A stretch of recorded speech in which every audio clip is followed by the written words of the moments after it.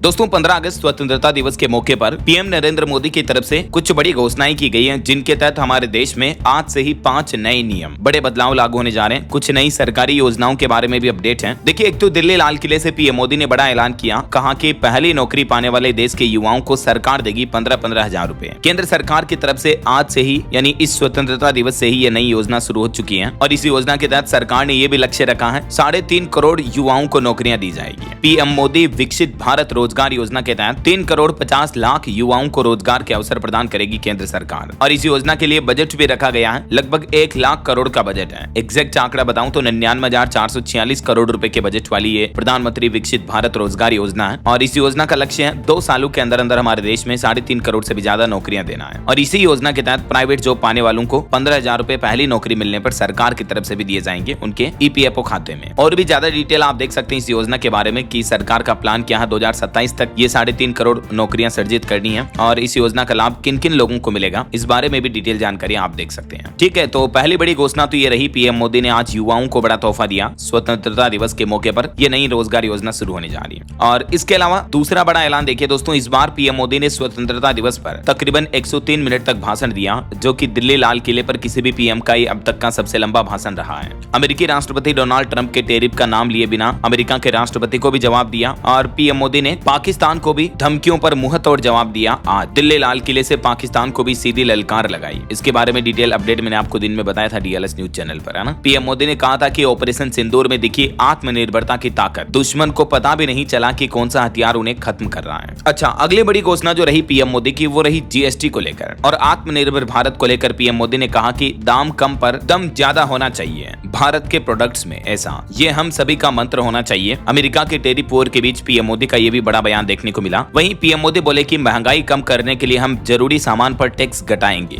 देशवासियों के लिए ये दिवाली का गिफ्ट होगा। जीएसटी स्लैब को भी 4 से घटाकर 2 स्लैब ही करने का प्रस्ताव तैयार किया जा रहा है और 3.5 करोड़ रोजगार के लिए नई योजना के बारे में तो मैंने आपको डिटेल बता ही दी। पीएम बोले कि हमने 8 साल बाद अब जीएसटी का रिव्यू किया और हम जीएसटी में अब नेक्स्ट जनरेशन जीएसटी रिफॉर्म लेकर आ रहे हैं। साथ ही दिवाली तक टैक्स कम करने वाली जीएसटी रिफॉर्म स्कीम लाने की भी बात आज पीएम मोदी ने कही है। तो कई सारे ऐसे प्रोडक्ट जो 12% जीएसटी स्लैब में आते हैं उन आइटम पर 5% जीएसटी टैक्स ही अब लगाया जा सकता है, क्योंकि अभी आपको पता होगा 5%, 12%, 18 और 28% ये 4 जीएसटी स्लैब के टैक्स कैटेगरीज हैं अलग अलग, तो इनको घटाकर सरकार 2 ही करने का प्लान कर रही है। तो ये टेबल में आप देख सकते हैं किन किन आइटम्स पर जो 12% अभी जीएसटी लगता है, इन पर अगर सरकार जीएसटी घटाकर 5% करती है, ठीक है, तो ये काफी सारी चीजें जो है आपको सस्ती देखने को मिल सकती है। दूसरा आधार सरकार ये प्लान कर रही है टैक्स रेट का सरलीकरण, आम वस्तुओं पर टैक्स कम करना, टैक्स स्लैब को घटाकर 2 करना और कंपनसेशन सेस को भी खत्म करना। तो इसके खत्म होने से सरकार के पास पैसों की गुंजाइश बढ़ गई है। ये कुछ सरकार के पास मतलब बेसिक आधार है जिस वजह से सरकार टैक्स वगैरह स्लैब में ये बदलाव कर सकती है। तीसरा आधार है आम जीवन को आसान बनाने और महंगाई से लोगों को राहत देने के लिए सरकार ये टैक्स में कटौती करने का और जीएसटी में बदलाव करने का प्लान कर रही है। समझ रहे हो, बीते 5 सालों में सरकार का जीएसटी टैक्स कलेक्शन भी लगभग दुगुना हो चुका है। तो पीएम मोदी ने कहा कि इस बार डबल दिवाली गिफ्ट होगा देशवासियों के लिए। जीएसटी में कई बड़े सुधार किए जाएंगे, करों में भी भारी कटौती होगी। सरकार ने 2 स्लैब वाली जीएसटी संरचना लाने का ऐलान किया है, जिससे दैनिक उपयोग की चीजों पर कर का बोझ यानी टैक्स का बोझ आम लोगों के लिए कम करना इस योजना का लक्ष्य है। अगली पीढ़ी के जीएसटी सुधारों की भी तैयारी हो रही है। क्षतिपूर्ति उपकर व्यवस्था भी 31 मार्च 2026 को समाप्त हो जाएगी, तो उससे पहले सरकार ये नया सिस्टम शुरू करने का प्लान कर रही है। जीएसटी में 2 स्लैब का प्रस्ताव रखा जाएगा। जरूरी सामानों पर लगेगा 5 और 18% और लग्जरी उत्पादों पर 40% टैक्स लग सकता है, ऐसा। चलिए अगला अपडेट देखिए दोस्तों, आज 15 अगस्त से ही हमारे देश में फास्टैग का एनुअल पास सिस्टम भी शुरू हो चुका है। देश भर में स्वतंत्रता दिवस से ही ये फास्टैग एनुअल पास सिस्टम शुरू हो चुका है। इसके तहत आपको एक बार फास्टैग का पास मिलने के बाद आप 1 साल तक नेशनल हाईवे पर टोल प्लाजा से बिना टोल टैक्स दिए अपने वाहन को गुजार सकेंगे, आराम से जा सकेंगे, या तो 200 यात्राओं तक या 1 साल तक। जो भी पहले कंप्लीट होगा तब तक आपका एनुअल फास्टैग पास जो है वो वैलिड रहेगा। अब डिटेल आप देख सकते हैं कि इस फास्टैग पास को आवेदन करने के लिए कौन कौन से डॉक्यूमेंट लगेंगे, कैसे आप आवेदन कर पाएंगे, जो ये फास्टैग सिस्टम में आपको बदलाव देखने को मिलेगा। ओके,